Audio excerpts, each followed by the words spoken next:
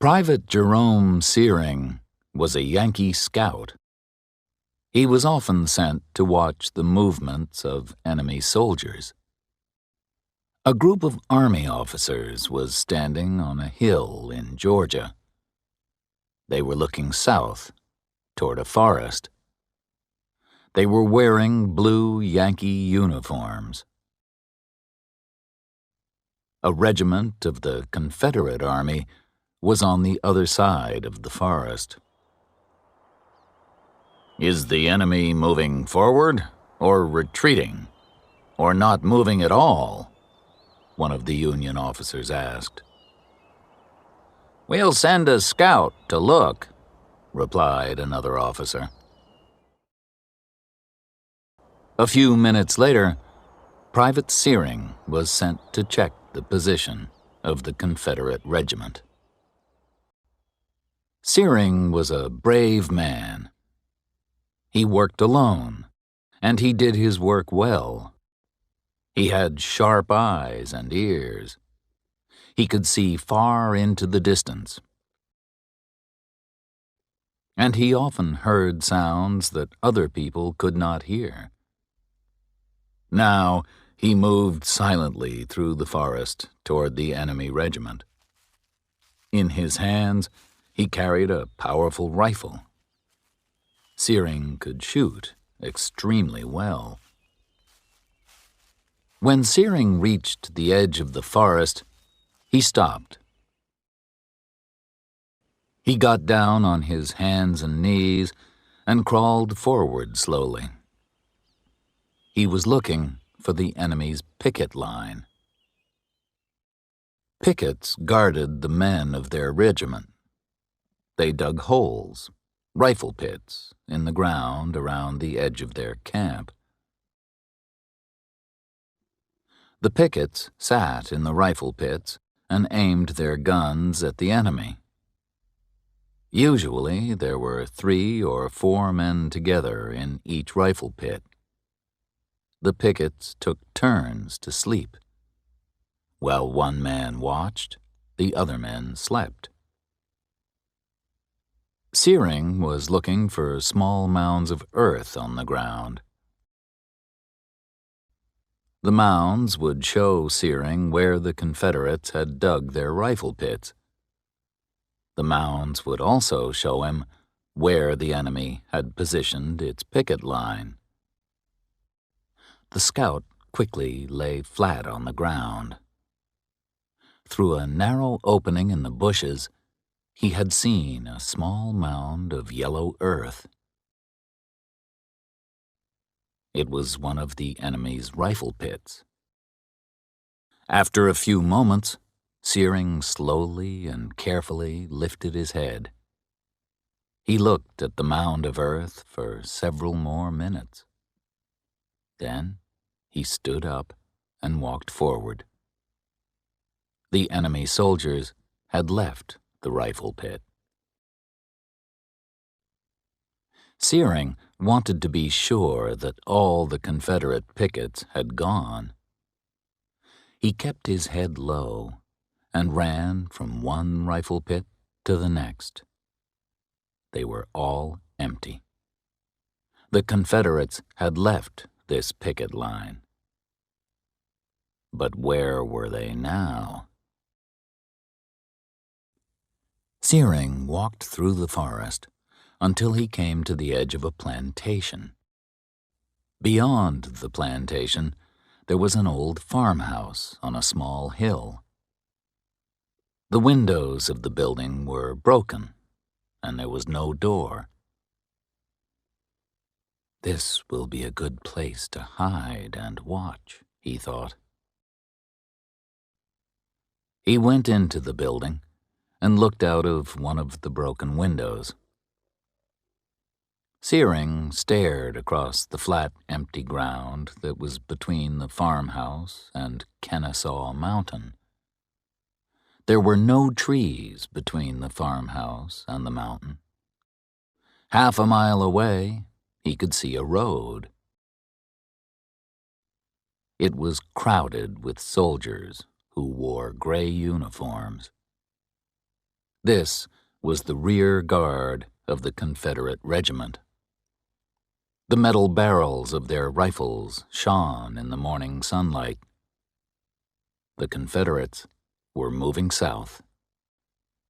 Searing had to return quickly to his own regiment. He had to report to his commanding officers. But the gray line of Confederate soldiers was in front of him. Private Searing had a powerful Springfield rifle. He wanted to shoot one of the enemy. He lifted his rifle and aimed it at a Confederate soldier.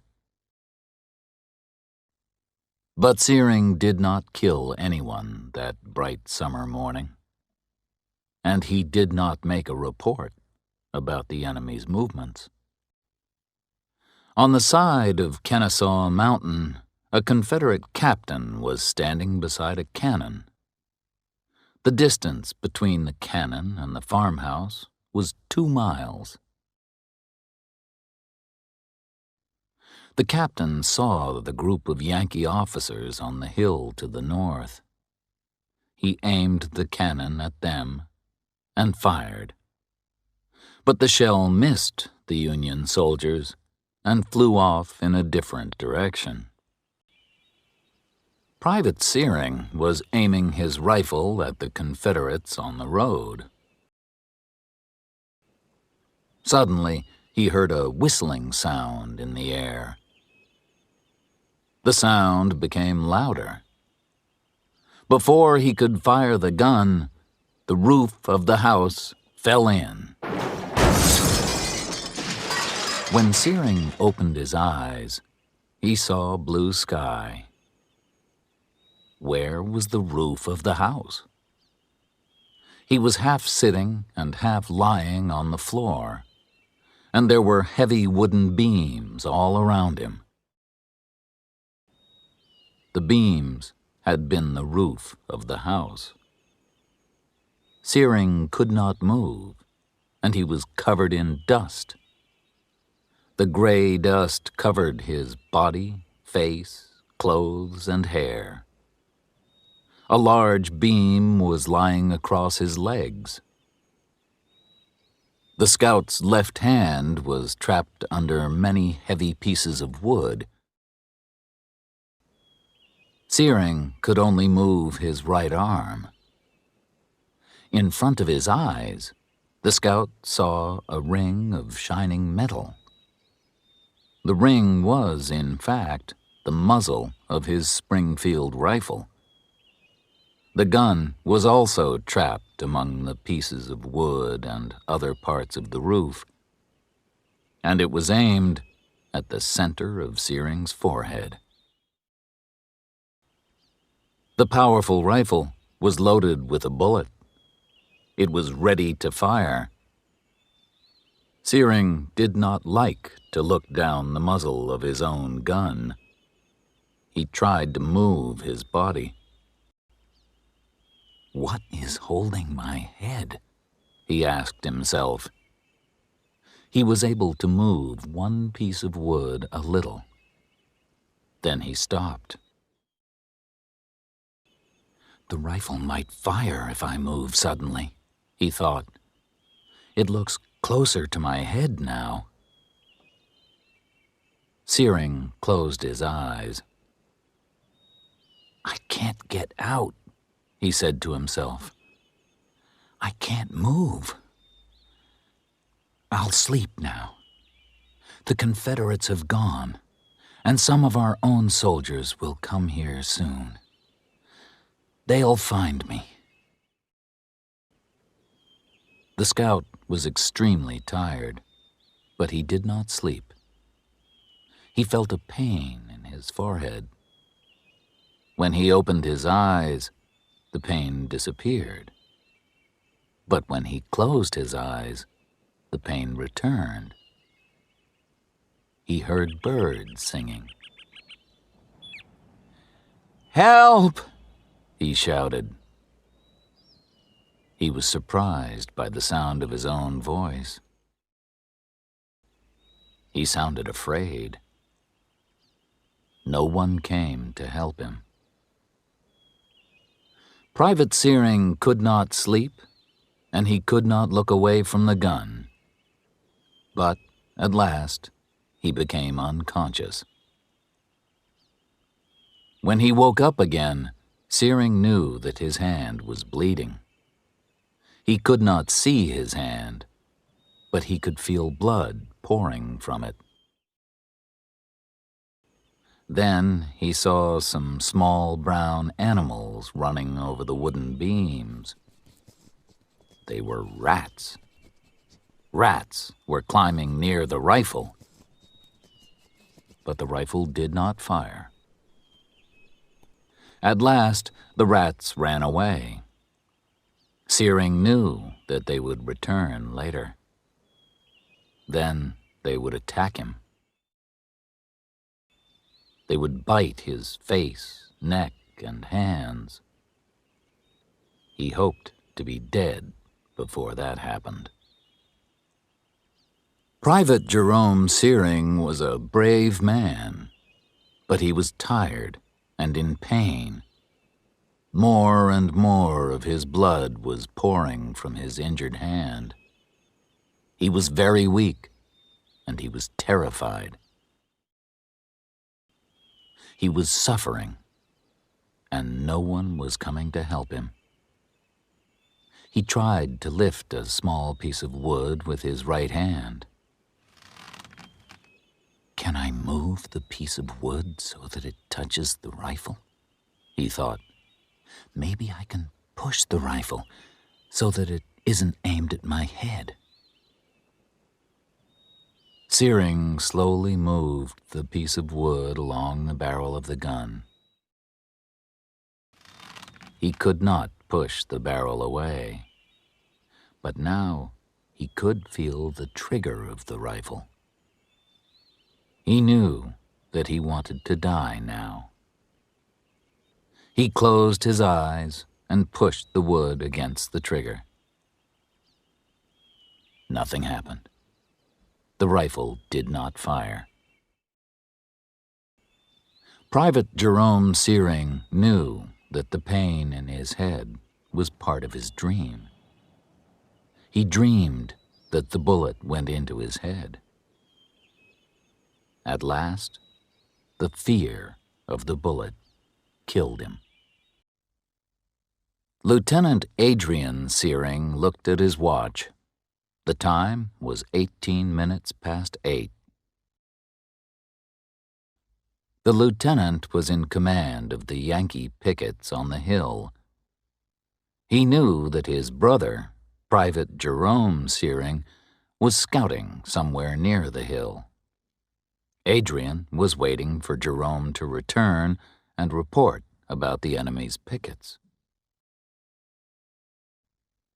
Suddenly, Adrian Searing heard a noise in the distance. It was like the sound of a building falling down. The sound was coming from the south. At the same moment, an officer came toward him. "Lieutenant Searing," said the officer, "the colonel orders you to move your men forward.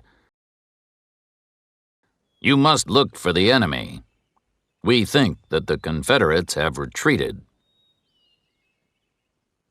The lieutenant ordered his men to move down the hill. They went through the forest and came to the edge of the plantation. A wooden farmhouse had stood on a small hill beside the plantation.